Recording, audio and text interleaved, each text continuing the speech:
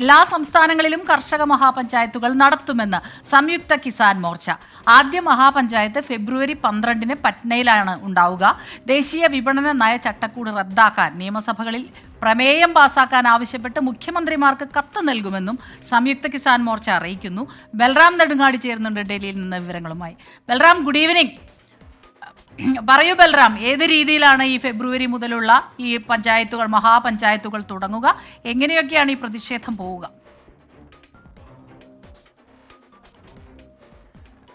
Good evening Smitha.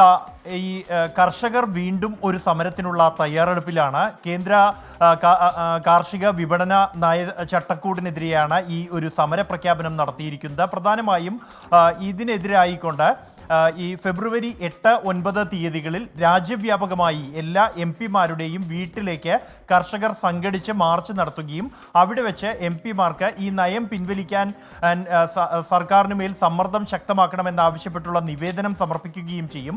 ഒപ്പം തന്നെ സംസ്ഥാനങ്ങളിലെ മുഖ്യമന്ത്രിമാർക്കും ഈ നയത്തിനെതിരെ സംസ്ഥാന നിയമസഭകൾ പ്രമേയം പാസാക്കണമെന്നും കൂടാതെ നയം പിൻവലിക്കാൻ പ്രധാനമന്ത്രിയോട് ആവശ്യപ്പെടണമെന്നും ചൂണ്ടിക്കാണിച്ചുകൊണ്ട് കത്ത് നൽകാനും സംയുക്ത കിസാൻ മോർച്ചയുടെ ഇന്ന് ചേർന്ന ഏകോപന സമിതി യോഗത്തിൽ തീരുമാനമായിട്ടുണ്ട്.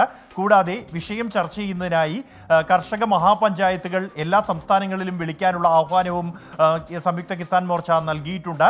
ആദ്യ മഹാപഞ്ചായത്ത് ബീഹാറിലെ പട്നയിൽ ഫെബ്രുവരി 12-നായിരിക്കും ചേരുക. തുടർന്ന് മറ്റ് സംസ്ഥാനങ്ങളിലും മഹാപഞ്ചായത്ത് ചേരും. തുടർന്നായിരിക്കും ഇക്കാര്യത്തിലുള്ള തുടർ സമരങ്ങൾ സംബന്ധിച്ചുള്ള തീരുമാനമെടുക്കുക. അതേസമയം ഈ നയത്തിന്റെ കാര്യത്തിൽ സംയുക്ത കിസാൻ മോർച്ച രാഷ്ട്രീയേതര വിഭാഗം നിലപാട് വ്യക്തമാക്കണമെന്നും സംയുക്ത കിസാൻ മോർച്ച ആവശ്യപ്പെട്ടിട്ടുണ്ട്.